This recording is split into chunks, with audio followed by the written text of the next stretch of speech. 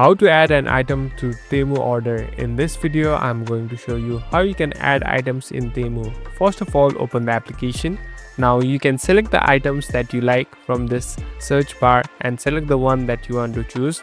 Tap on the one that you want to add. Now here on the bottom you can see the option called add now. Tap on add now. Here you must select the size and quantity that you like and tap on add now again. Now it has been added to your cart. So here on the bottom you can see this cart option. Tap on this cart. So these are the items that are available in my cart or the items that I have selected. Now in order to have it or order it, you must have these safe payment options and your address first. So you must first add your debit or credit card and later it will show up directly in your orders in your profile section. Thank you for watching this video. I hope this video will help you.